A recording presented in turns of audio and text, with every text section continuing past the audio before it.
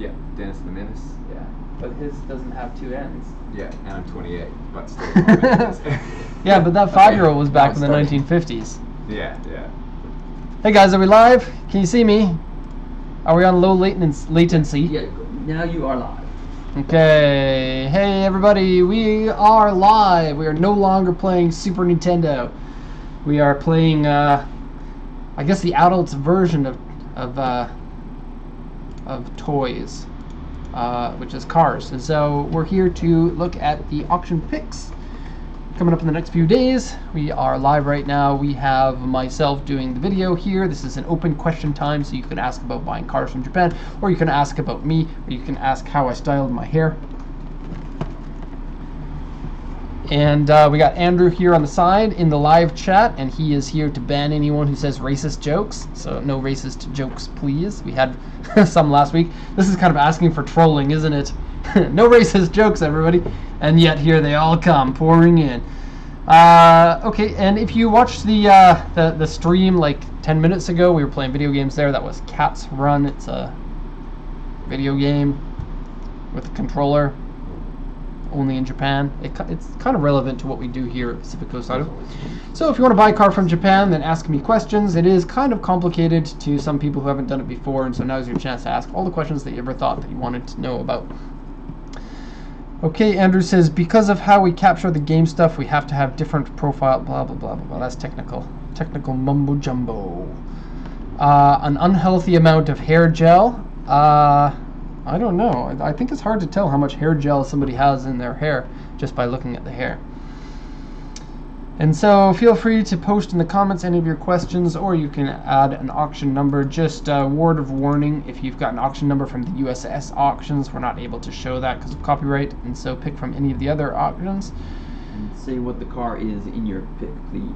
Yeah, that's a good point from Andrew there. If you say what car is, that, like what's the name of the car when you pick it, just like Ioanni did in his chat, you say the auction number and the name of the car, then there's a bigger chance that we're going to pick it, because Andrew's going to be watching the chat while I'm basically doing the video and picking out the ones that sound the coolest. So if you want to be the coolest, then make sure that you put the name of the car. Also, we got a bit of an introduction here. We got our new staff. His name is Mike Dennis. I asked him how to pronounce his last name. He seemed a little bit unsure because it's spelled like Dennis, like finesse with a D, right? Why don't you come over to the camera so people can see your face? This is a world premiere. Hello, hello. Oh, the cord doesn't reach. Hello, everyone. How's it going? This is Mike Dennis, and he was the lucky applicant that managed to get the job, and so everyone in the chat say hi to Mike Dennis. And he says he's like the Dennis the Menace, except he's 28 instead of 5. And so that was basically the only thing Mike said that's different between him and the Dennis the Menace. And perhaps he doesn't live in America in the 1950s. Okay, so let's start the chat here, and let's start answering some questions. And so, Andrew, do you got one for me, or should I pick one myself? Ioanni had one. He had a, where'd he go? KMAA number 50002. Daihatsu Midget 2 cow version. Oh gosh. Only good things can come of this. Yeah. Well. Okay. You know what's? I don't even know what to say about this. It's a cow print version of the Midget 2. So the Midget 2. There's a lot of things that I could say about this. I don't even know where to start. So it's basically a one-seater, but there's a second seat. But the second seat beside it is only big enough for kids to sit in. Like it's literally like 20 centimeters wide, and I think it has its own seat belt too. So it's a 1.5 seater. You can bring your kids, or you can pile some kids in the back, or possibly a cow, or half of one. You're hiding the bottom right picture behind the video. Woo! Bottom right picture is behind me. There we go. Now you can see the back end of the cow. Now it is a weird car, and it's typically used for advertising here in Japan because it gets attention even in Japan, where they have these as cars. Most people have never seen one, or they think it's really cool when they see them. The window on the side here opens up shutter style. You can see the hinges at the top, and so it pops open like that. And then the back also hatch comes up. I don't know why the other one doesn't. Doesn't seem to make much sense. Spare tire on the front. And then these come in a pickup truck version or a van version. I think the pickup truck is probably a little bit more common. They had these in Gran Turismo too. There wasn't much reason to buy them though, because it's a K truck, 660cc. Not fast. Looks like automatic column shift transmission here. And look, the CD player is right in front of the steering wheel. I think that's the only car I've ever seen where the steering wheel is directly within your line of sight, and then the speedometer looks like it's exactly where the steering wheel would be in your line of sight from when you're sitting in the seat. Really strange. And then looks like no AC, just a vent system here. Perfect for milk truck. Somebody says perfect for milk truck. Ioanni said this one might be a milk truck. That would be so good. Could be. Ioanni nailed it. Cool box, says Elaz. What is that? It's a Daihatsu Midget. It is a politically non-correct name. You can no longer call cars midgets. In Japan, that kind of thing doesn't really matter that much, though. But if this car came out in the States named a Midget, I don't think that. I think that people would have a heyday about that. Okay, so I don't know. It's weird.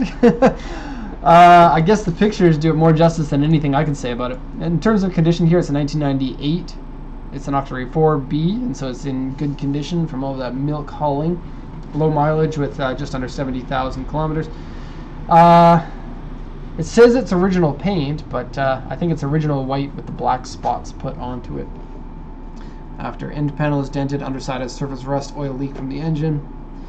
The exterior has stickers, so it's good to know that that's not paint. You could take them off, but who would take those off? That's the whole reason to buy one of these, is you can have a little mini cow. You think you could park one of these in a field with other cows, and do you think that they would notice? Do you think the little calves would try to go underneath and suck on your exhaust pipes? Okay, and the bed section has various scratches and dents in it. From cows. Possibly from cows sitting in the back of the truck. Bill Courtney says, pick up a girl in that. First and last date. Or you could get an amazing girlfriend if you picked up somebody in this. Because if she appreciates your sense of humor in picking her up in a car like this, then she's a keeper.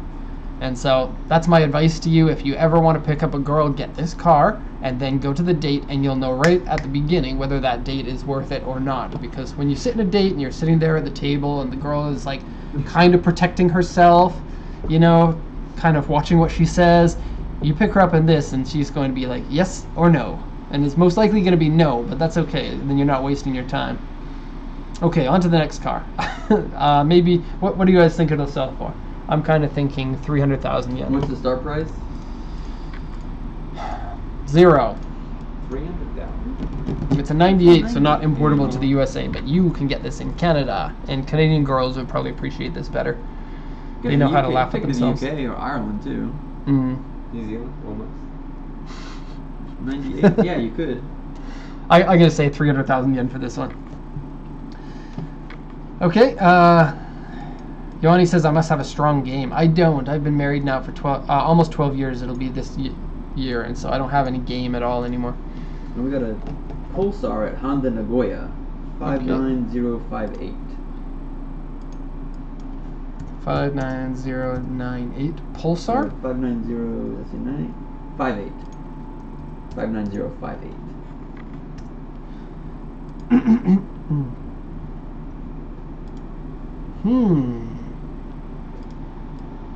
Okay. All right. I'm feeling ya. This, does it have the good engine? I don't know. An FN15? I don't think that it does. There's a sports car version of this with a 1.6 engine that has 160 horsepower. It's a XR16 VET, and it's super awesome. This one is the non-super awesome version, station wagon Pulsar. It'll still handle fine, but it looks like it only has, 110-ish horsepower, so nothing that special, plus automatic transmission. And this one has the stupid auction sheet, you can see here. it actually has a real version of the auction sheet, but instead they auto-translate it. And so I'm going to read this off and you guys tell me if it makes any sense. So F, inner, U, W, core support, U, W, bottom, S, exterior, small scratches, equipped oil leaks around the engine, carpet is cut, large, cut, pillar, trim, scratch, small, seat, worn, dirty. There's no punctuation or anything, so it just sounds like one large comment.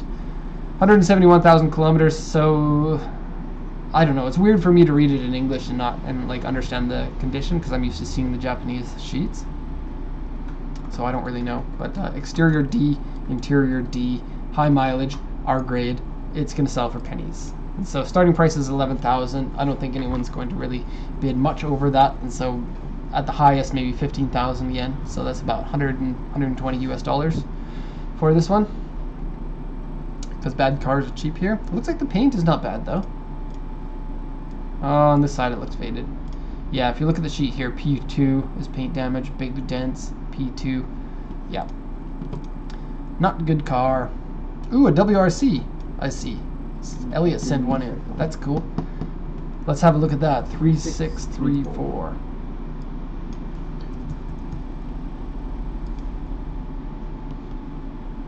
I think he's just picking this so that he can hear me say it. Hey Mike, what's the name of this car?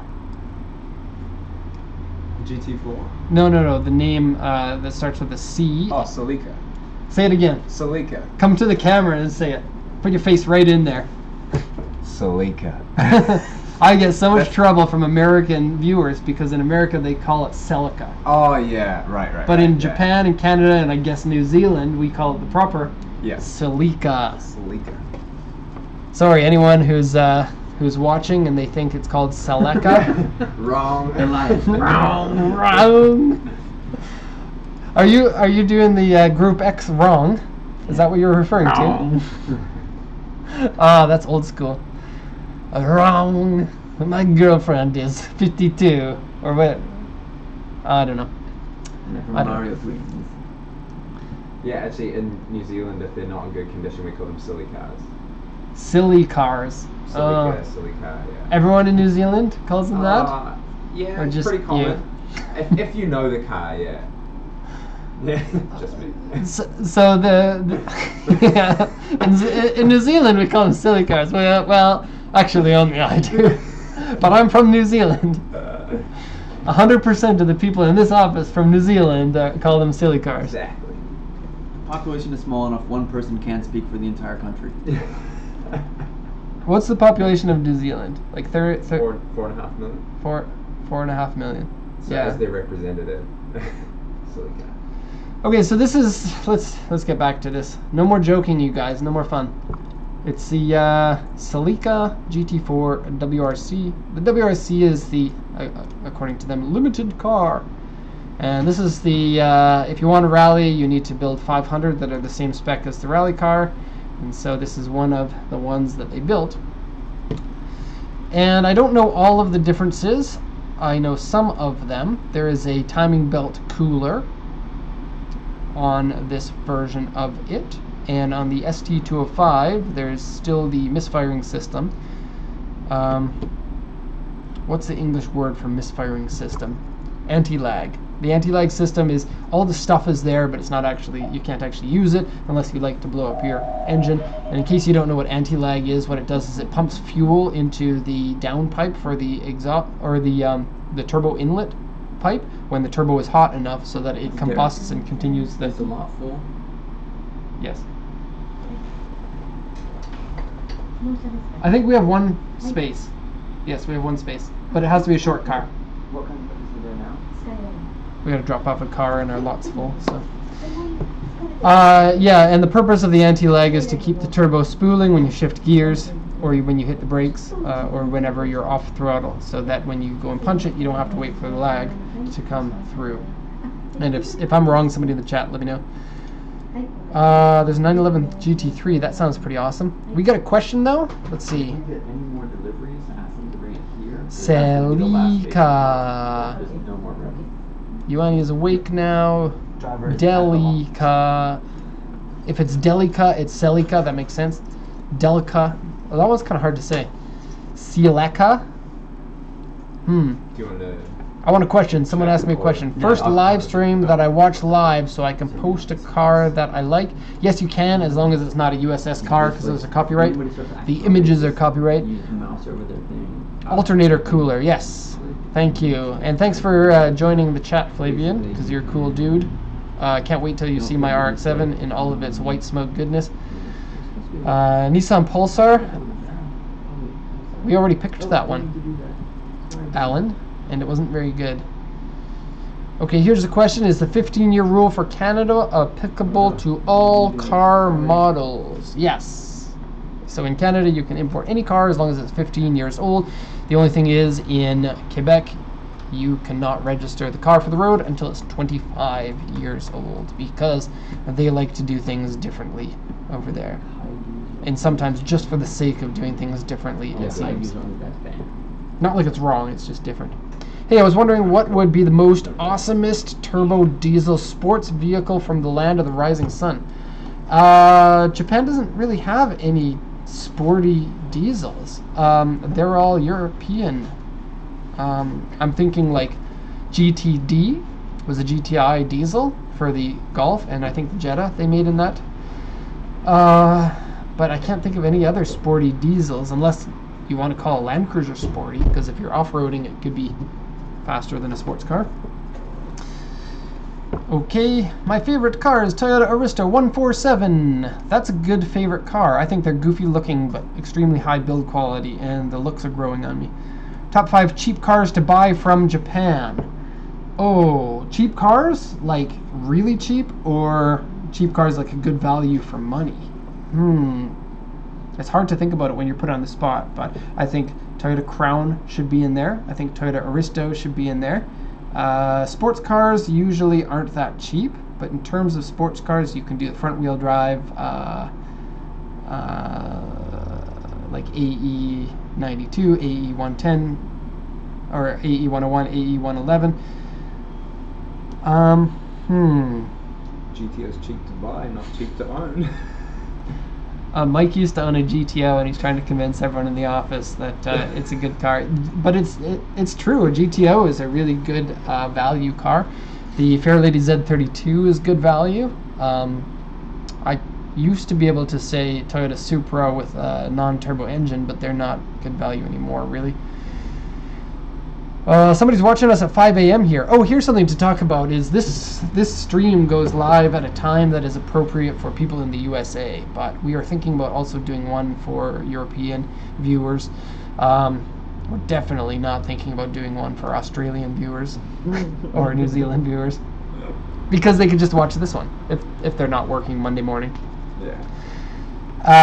But if you want to see a European one, possibly we can do that. We're thinking about a slightly different format, maybe something a little bit more casual, maybe with more than just me on camera. But sadly, there aren't too many people from Europe who are watching this, because it is 5 in the morning there. 12 p.m. here in Australia, so perfect timing if you don't have a job. Okay, so could you keep any car you've exported? Oh, if I could keep any car that I exported, what would it be? I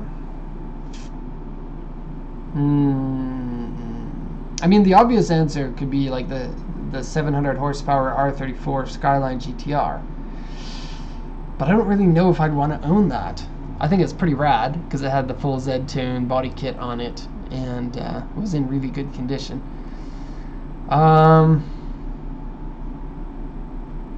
Car for me to own. We've exported a Hakoska that was really rad.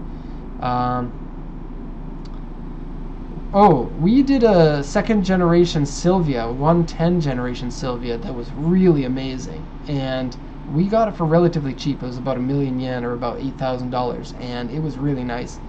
I could really go for that. Saudi Arabia, it's 5:27. What are you guys doing? Don't you people sleep?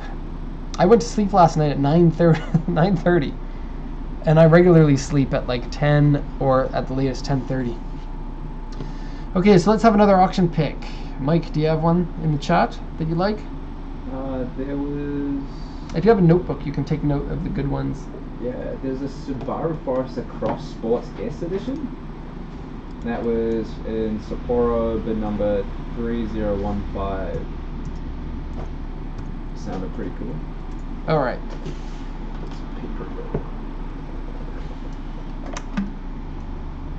Subaru Forester. The Cross Sport is a weird one because it has different looks from the regular ones. And then this one doesn't have the different looks because it's a different bumper, but then they put the STI bumper on it instead. And Cross Sport usually has some big fog lights here with like a ducting and extra openings, but it isn't the fastest version. But aside from the STI, it's the most expensive one. So it has weird things like special Cross Sport seats in it. Cross Sport's 2.0T. So you still get the EJ20 with the turbocharged engine. It's 240 horsepower in this trim. This one has 145.90 kilometers, is an R grade. Looks good in the World Rally Blue. STI mud flaps. That's a big win. I think that Subarus all look good with mud flaps. Any Subaru that you can think of. This generation was the first generation with the STI that came with 6-speed manual and the Impreza's 280 horsepower engine. That's kind of cool. Rust on the roof though. S1 here. Center pillar has repair marks. That means a side impact accident. Not down with that. AC makes some slight sounds. Underside has surface rust. Interior scratches and dirty. Audio has been removed. Pillar trim comes up. So that's the A pillar trim here. It's bunchy. Can't really see it. This part here. Ooh, shift yourself. Pick your own gears. I think it's really rad to have that, but every time I drive a car with an automatic transmission and pick your own gears, I never pick my own gears. Unless it's a Porsche.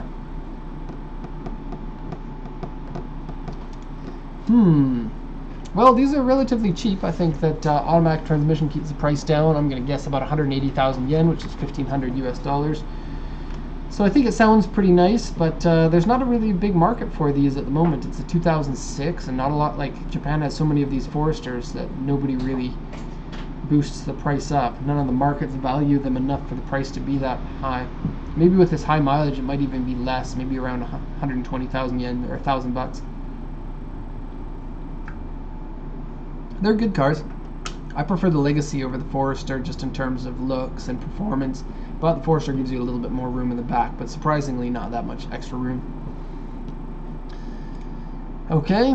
Another one from Chubu. That's a 36139. 36139. It's an 86. An 86? Yeah. A new one or an old I one? believe it's the old one. No. It's a new 14R-60. Oh, actually, I think I saw one of these the other day. Oh, you saw one of these the other day. Yeah. Are they limited to like 200 or something? They are limited, let's see, to 100. Oh. Wow. Yeah, it was outside in Odaiba. That's so special. It wasn't me. I was like, what is this? I don't know why, but the 86 limited editions don't hit me in the same way as a Subaru one does. Yeah. Only 100 of these makes them really cool and really rare, and I guess they look kind of cool, but for some reason the 86 limited edition ones just don't feel that special to me. Only 88 kilometers on it. 6-speed manual. TRD complete car. So what's special about it? Could you look it up? Tell me what's special about the 14R-60. And if it has a turbo on it, I would be very happy, but I don't think any production-made versions have turbochargers at this moment. Oh, Jesus. Perfect body, no marks in this, so it's basically a brand new car, which is a little bit weird that somebody bought this car, drove it 88 kilometers, and then is selling it. So they're probably looking to sell it over the retail price. Auction reads 6, interior A, exterior A. Side view. A spoiler on it. I think they could have gone for a spoiler that looks a little bit better than that. Not really down with this. Oh, I feel like I'm so negative. Let's find good things. Only good things about it. Everyone in the chat, find something that they like about this car, whether they like the car or not, and tell me. It's to celebrate the 60th anniversary of TRD. The engine was kept normal, but it is capable of running around the scuba circuit. Wait, let me guess. I'm gonna guess. It's capable of running, like in stock form, right? Mm-hmm. It's capable of running around Tsukuba. I'm gonna guess 1 minute 4 seconds. Under a minute. Really? Yeah. Wow. Armed with extreme aero kits.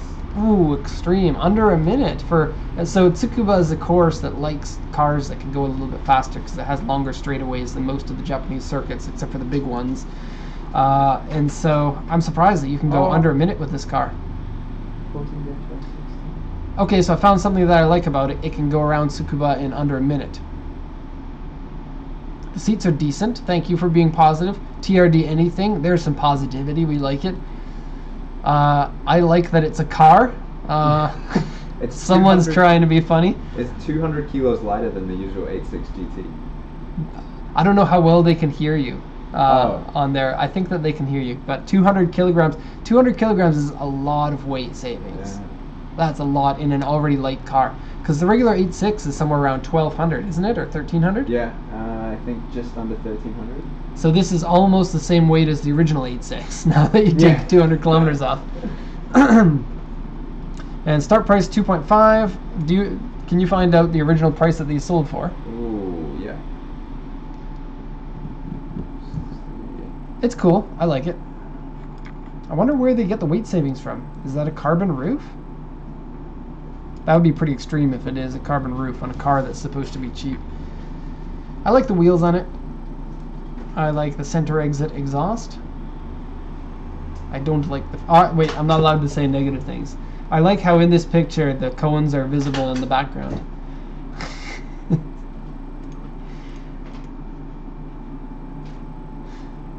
I'm waiting. 6,300,000 Put the yen pressure each. on. 6,300,000 yen for these, and then they probably sold out within 1 day. So I'm gonna guess this person's looking for probably around 6.5 to 7 million. It's cool. That's a lot of money for an 8.6 though. Yeah. A lot of money, especially one that doesn't have any engine performance upgrades. Get Dennis. It's Dennis, okay? Like finesse. And his name is Mike. You can't call somebody by their last name without or putting on a Mister on the front. So get Dennis to work on that city, Turbo City. Mike, what do you know about my city? Do you know anything about it? Mike, so... I know that you love it. Mike has been a subscriber to the YouTube channel for how long? Probably like 3 years, maybe? For about 3 years, and so that was the sole determiner for how he got the job. I asked everyone only one question in the interview: how long have you been subscribing? And he lied and he said 7 years actually in the interview. So I gave him the job, and now I find out it's only 3 years. It was a ruse. And so we need some city videos. So you probably haven't seen all the videos of the city, right? Because No. yeah. So basically, I bought the city and I was like, I got a project car. We're going to be doing videos all the time of me fixing up this car. And then basically that's the end of it. I shot some extra videos, but never got around to editing them. And that's kind of the big problem. If we were a rich enough company, I would just pay somebody to edit. Or if there's somebody out there who wants to edit for free, I really don't like the idea of hiring people for free, but I know that there are people who like doing that. We've had a lot of people say, can I come and work for your company and you don't have to pay me anything? We've had a lot of people say that. And we're not only saying that because Mike's sitting next to me. Spoiler alert, this is all unpaid. Yeah, I don't know if I told you, but this is an unpaid position. Yeah, so I would like to roll back my actual working hours in this company so I could have more time to do the more enjoyable things like making videos of the city. And my idea for the Golf, so I got a Golf R32 that I bought so that I can drive in the meantime until my city's fixed, and my idea was to drive that one until August. So I have another couple of months until I need my city to be ready to drive, because my Golf's insurance runs out in August. So we'll see. Okay, so bright yellow GT3 RS. Have you sent that in a couple of times? Still didn't. Yeah, I think he has. So I'll pick that one. Yeah. 5007.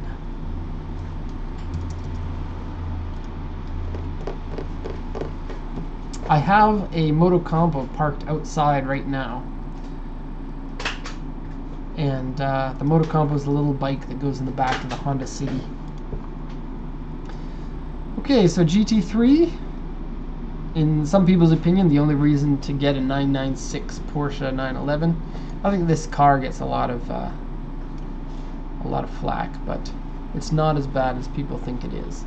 It's just, this is a good car, but it's coming from an excellent car. The next generation is a good car. I think the step down causes cars to have bad reputations quite frequently. But the GT3 is the rear-wheel drive sports car version. I don't know how much power, but I think it's a highly tuned, naturally aspirated, somewhere in like the 350 to 400 horsepower range, somewhere in there. Somebody knows. I don't, because I've never bought one, and I did know it at one point, and I've basically forgotten 150% of my car knowledge. 57,500 kilometers, 2001. These still sell for pretty good money, even here in Japan. It's an auction grade 4.5, interior C, exterior B, and a car of this caliber is going to be kept in really good condition here in Japan. Almost all of the 996s that I see are in really good condition. The turbos are usually in better condition. And so a 996, like an automatic, can be between like $1,200 and like $12,000 to $18,000 or $20,000. For a 5-speed, you're probably looking at about $20,000 to $30,000 depending on the condition, and I think the GT3s are somewhere in the range of about $35,000 to maybe $55,000 now, and they'll vary more based on like when you have a top tier car, you're going to get a bigger difference between the lower price and the upper price. So condition here, lock nut is sent to the buyer, and that's good. This is back before they did the center locks on their GT3s. I do really like the look of this, the more aggressive front end, but still not too aggressive. I don't think 911s should look too aggressive in the front end, especially with their ducting, because there's basically nothing to duct in the front.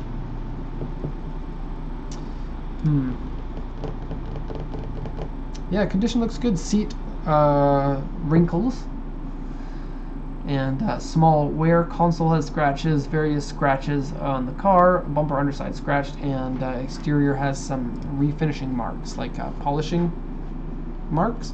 Usually I'll stay away from cars with that, because there should be no polishing marks on your car. Okay, mileage is relatively low, kind of high for this type of car, but relatively low still. I'll say probably about 4.5 million, so like 41,000 US dollars. Okay, Taft Plays says, one thing I like about that 8.6 is a very nice white. I agree, the 8.6 looks good in white. Are you going to flip the Golf? It says Bill. I think I'm going to send it to Canada to my friend who's always wanted to see or to try having one, and then have him sell it. Or a video of the Nagoya trip to the frozen lake for the 2 km/h sliding. That's it. Trexnata sent that in. He's Flavian. He went with me to do the ice racing, and I shot videos. I watched the videos, and it's going to be hard to compile a good video of that because there's just not enough good footage there. I will make something, but it kind of sucks putting something out that's not going to be any good. Any Honda Beats? Yeah, there's usually about 10 or 15 of them per week at auction. Wish you all made shirts and stickers. Would totally rock it on the car we purchased through y'all. That's really cool that you said that, Brian, because I did design a shirt and I have it on my computer fully done. I'm just looking for a company to print it out. And I designed the shirt just for myself. And I think I mentioned this on the very first live stream, but I was tired of trying to find shirts that I like and not being able to find any, especially car-related shirts, because a lot of them are just either not nerdy enough or too nerdy for me, and I need that sweet spot of nerdiness for me. It's a shirt that you can wear that other people are going to appreciate, that doesn't look too stupid by people who are not car nerds. And so it's a tough thing. Plus, if you make shirts, you want to make sure that you're not infringing on the rights of the copyright owners or the trademark owners. And so, we'll see. Raffle off the RX-8. I don't even want to think about that. We're making a new rule that you're going to get banned if you mention my RX-8 in the chat. I'm of course joking, but please, I don't want to think about it. Ooh, an RS4. Let's look at that. 37027.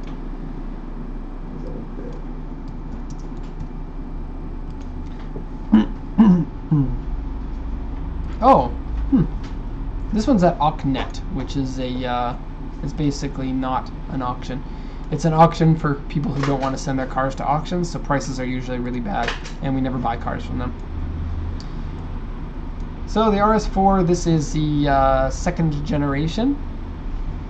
This is when they were V8s. The first generation had, I think the first generation had both. It had the twin turbo V6 2.7 liter, and then later in the generation the 4.2 liter V8. I hear the V8 engine is super sweet, but I do like the idea of a small displacement turbo station wagon RS4. This one not being the station wagon. Nope, sorry, don't like it. RS4s need to be station wagons, and they need to have steering wheels that aren't flat on the bottom, because in my mind that's a stupid thing done for. I'm just gonna stop. I'm being negative again. Okay, the wheels on this are pretty sweet, and they're 5 times 100, so it would fit on my Golf. And so if I could have these wheels on my Golf, I would very much like that. The RS4 is just a really sweet car. It's like an M3, except you get 4-wheel drive, and you get nice widened fenders. And the M3s, you really need to have the wide fenders on there to look better. And the first generation M3 has the wide fenders, the second generation doesn't, the third generation does, and then so on. It continues to. But I think that they didn't pronounce the fenders enough to make it visually different enough on the later generations, in my mind. Okay, Andrew's back from the pickup. Did you fit in the lot? I could have, but it was a little bit dicey, but with poor visibility and wet gravel, so the Skyline is in the road. Oh, okay. Better Nissan Yanni? Ha ha ha. I think that's the same joke he said last time. We actually got a Mighty Boy if you want to do that. Yeah, I mean, do the Mighty Boy. There are enough people that don't know about those. We did one. 10156. We did one, I think, 2 streams ago.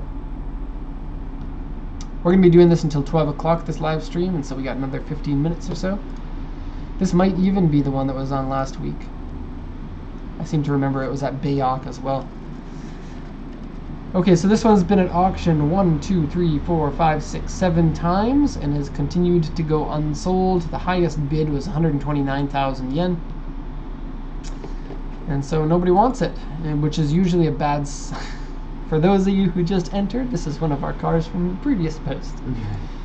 Yeah, so cars that don't sell are typically going to be in bad condition, or the seller wants too much for them. This one, I believe, was in extremely bad condition, if I recall correctly.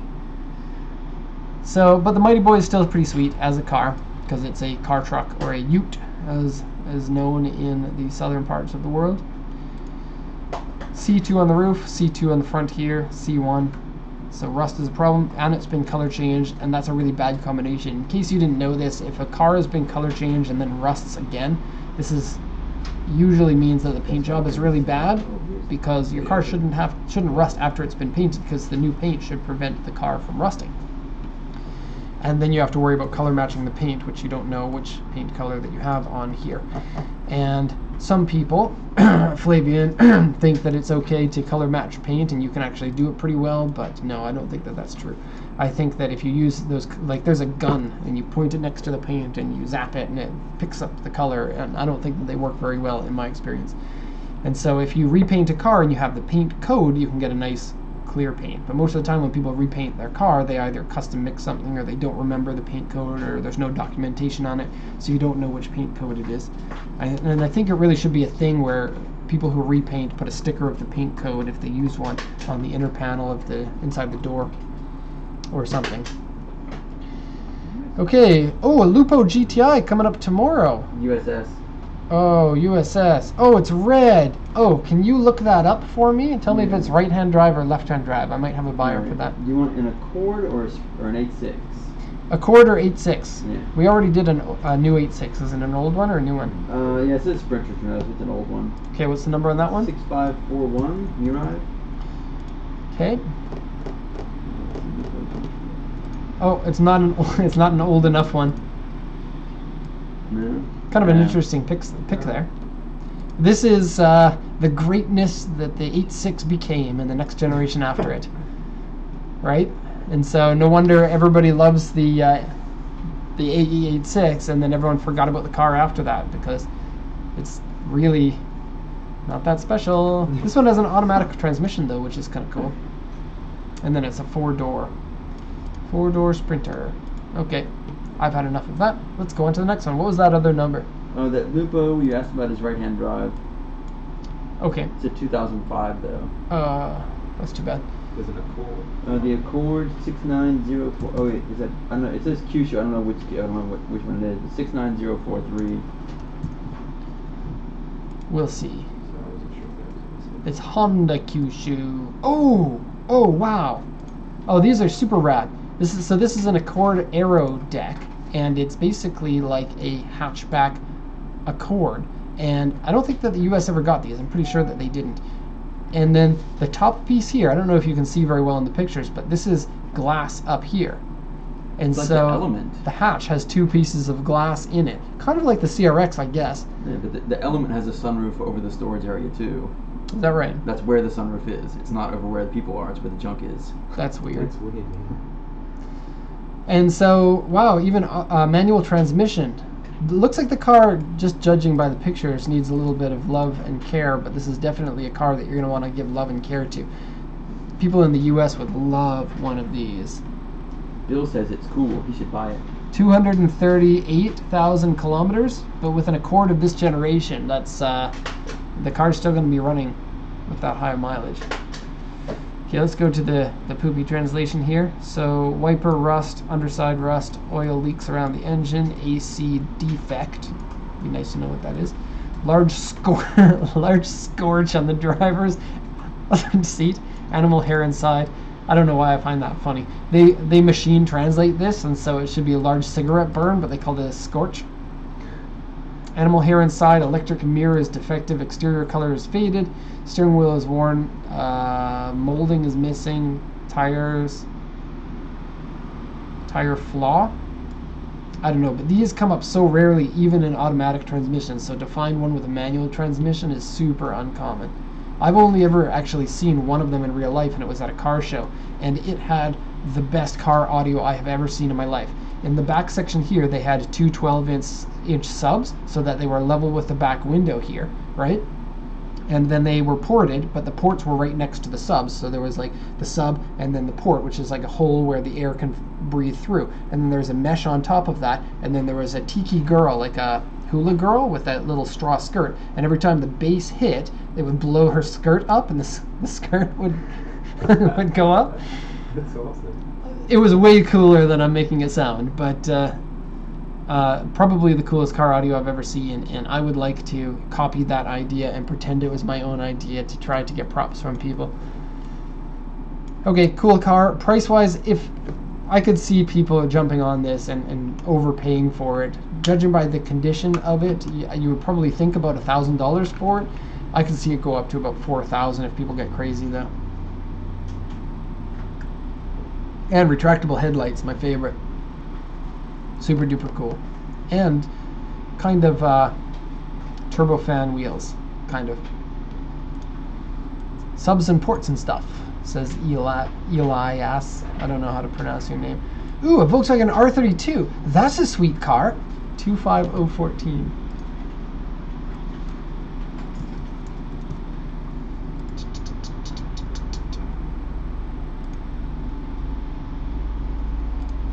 Okay, I'm picking this one primarily because this is basically my car, and I want to just talk about how cool I am. It's basically. That looks pretty good. Okay, so the Mark IV, this one here is completely stock everywhere except for the wheels here. And here in Japan, it's hard to find good wheels for this car because most of the 100 by 5 bolt wheels are Subaru and Prius fitment, and so they are too sunken in. You need like a plus 37 or a plus 30 to look good on one of these cars. The exhaust, it comes stock with dual exhaust, but has a flap inside that makes it sound really cool after it's over like 3,500 RPM. But if you put aftermarket exhaust on this, it sounds really, really cool. Here's a weird thing about it. This one here has relatively low mileage at 88,000 kilometers, but we've sold 2 of these, plus the one that I've bought. Mine has 330,000 kilometers on it, which is like a death sentence for Volkswagen because they usually only last like 50,000 kilometers before they start breaking down. But mine has way less wear on the seats than any of the ones that I've bought, which is really weird for one with 330,000 kilometers. And basically everything in the interior except for the glove box has remarkably little wear on mine. And so despite the high mileage, mine, the engine runs really sweet, the interior is really nice. New speed, stage 1 tuning ROM. Oh, maybe I should get one of those for my car. Although I'm not sure, maybe mine already has that. The throttle is electronic in this, it's not an actual throttle cable, and so you can modify through the computer how quick your throttle response is, and mine is very quick, so it makes it a little bit hard to drive at low speeds, but it also makes it really, really fun to heel and tow. And with the sound, it's like, it's like that. So aftermarket wheels and suspension and air filter. Mine has stock suspension, which is really not, it's too rolly. Shallow scratches, steering wheel shift knob wear, some paint fade on the hood and on the roof. And then this one here is a left-hand drive and a 2-door. Mine's a 4-door right-hand drive. Okay, so I hope everyone in the chat here thinks that I'm cooler now that they've heard me talk about my car. Yeah, they're all talking how you pronounce Elias's name. You guys, come on! I'm going to mispronounce every name from now on so that when you do notice something weird, like I do pronounce a name correctly, then you're going to be congratulating me. You're going to be like the Starbucks cups of YouTube pronunciations. I used to work at a company, sort of like Starbucks. It's called Booster Juice. We had it in only Canada at the time, and it's kind of like a Jamba Juice ripoff. And I worked there right after high school. And in that company, you had to write the customer's name on the receipt, and then when you were finished making the drink, you had to call out the names to the people. But there would be all these regular customers who would come in, and I could never remember their names. And so when it came to writing their name on the cup, I would put like no name on there, and then I would go hand out the drink, and you like as part of the training, you have to call out the name. And so like I would forget the name, so it would put me in an awkward position all the time. And there were these other people who were like terrible workers and socially awkward and strange, and who could remember all the names. And so I didn't quite understand why I couldn't like understand that. Even if I knew the person's name, I would forget. Like one time, it would just not come to me. 8323 JU Tokyo. I'm not ready for that next one yet. I'm going to pick the price on this one at 730,000 yens. So 68,000 US dollars. But I will say the US prices of these are skewed because the US only got 5,000 of these, and the people who own them don't want to sell them. So in the US, these cost more money than they do in other countries. Okay, what's the number on that one? I lost it. I think it's 8323. Yeah, 8323. What kind of car are we looking at? It is. It's a Dick van. Did you say that, Mike? No. First time I've heard that. You've never heard this called a Dick van? No. Dick van. Dick Van Dyke? Or? No. Say, with your accent, say deck van. Dick Van. That's not so bad. Okay, so it's more of an Aussie thing. Yeah, you know how Canadians are said to always say van. a boot. What are you talking about? Well, New Zealanders are said to always say dick instead of deck. Like, let's go on the dick outside. And it's funny to people who don't. maybe it's funny to people in New Zealand. I don't know. Australian mainly, yeah. Well, there's a commercial in New Zealand, and it was like totally playing on this, and they had all these sexual innuendos about this guy that wanted people to come over to his deck, and it's really funny. Oh. I can't show you that now. I'm getting chat messages on my phone from somebody who's in the live stream right now. And Asha says, Booster Juice has become too expensive. They've closed so many locations. They probably closed so many locations because of bad business models, not because they were too expensive. Because Starbucks is still in business, and they charge $5 for a coffee that costs them 60 cents to make. Yeah, okay, so What? Apparently the commercial is Schaefer's Deck Sealant. Shaper's Deck Sealant. Shaper's Deck Sealant, I think, is the customer. Okay. I feel like amazing. Okay, so this is pretty cool because it's number one, it's a K van. Number two, it's a truck and a van at the same time, and there's not very many manufacturers that can pull that off. Volkswagen being one of them. And then it has sliding doors. And so, can you think of any other truck that has sliding doors on it on both sides? It's really cool. The only downside is it is a K vehicle, and so it's going to be uncomfortable to drive compared to regular vehicles. Most K vans, you kind of have less leg room, kind of cheaper materials, doesn't feel as good to drive, but they're made to be cheap, and these in particular are made to be industrial vehicles, but to fit kind of outside of the typical K truck style. And I think that they're even better than a K truck. You can fit more people in them. I heard, I don't know if this is true, I heard from Mike that K cars can only legally have up to 4 seats. So that may be the truth. And so I guess it's kind of useless if it's not 100% known. You're going to go to somebody and say, hey, guess what? I got all this knowledge about K vehicles. You can only have up to 4 seats. And if you're wrong, you might get laughed at. And Elias says, max speed is 130 kilometers an hour, according to the video game. The max speed for K vehicles on the street, I think, is 60 kilometers an hour, even on the highway, even if the highway goes up to 80. But I don't know if that's true, and so you might be wrong if you repeat that. The bad kids ride in the back. I would love to see some bad kid hooligans in Japan riding in the back of this. Put rear-facing seats in it like a Brat. Yeah, the Brat in Japan doesn't have the rear-facing seats, though. I'm intrigued about the training car. Yeah, okay, so 68,000 kilometers, 4-wheel drive, 5-speed manual. I mean, it's shaping up to be a pretty cool vehicle. I think for the right people, the right person, this could be really cool. The downside is it's a 2012, but I think that they made this style of van back in '93, so if you can find one, you can probably import it to the US. Maybe. Okay, we're at 12 o'clock now, so we're going to have to cut it short.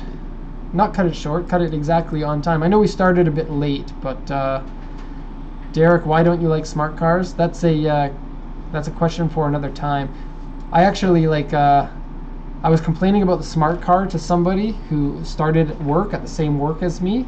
I mean, he started working for the company that I worked for at that time, and I was complaining about smart cars. And after that, he always hated me, and I guess it's because of smart cars. That's not why I don't like them, though. Okay, so if I didn't get to your pick, I'm sorry. We'll do this again next week, and you can see more of me and more of Mike and more of Andrew next week. And we'll just... I didn't say a price for this one. How much is this going to sell for? 750,000 yen because it's a 2012. That's too high. 580,000 yen, so 5,000 bucks. Okay. So in Japan, the speed limit would be 100 kilometers an hour on the freeway. 140. No, it's not. Yeah, there's nowhere you're allowed to drive 140. Most turbo K cars can do about 160 to 170 kilometers an hour delimited. I think you're wrong in both respects there. The speed limit Japan-wide is 80 kilometers an hour, and their highways are 100. They were considering last year upping the Tome to 100 kilometers an hour, but last I heard they hadn't decided on that. Some highways are 100. Some highways are 100, apparently. Usually Flavian's not wrong about things, but I have never seen a 100 kilometer an hour highway as long as I've been driving. But then again, I don't drive highways very much. And then K cars, I think you'd be hard pressed to push one to 170 kilometers an hour. I think Cappuccino and some other ones may be able to do it, but I would be pretty surprised. S660 can, apparently. Okay, we're going to end here. Sorry guys, if I didn't get to your questions, I'll see you again next time. So we're stopping streaming. Bye everybody. Everyone say goodbye to Mike and Andrew too. Bye everybody. Bye. Thanks for coming.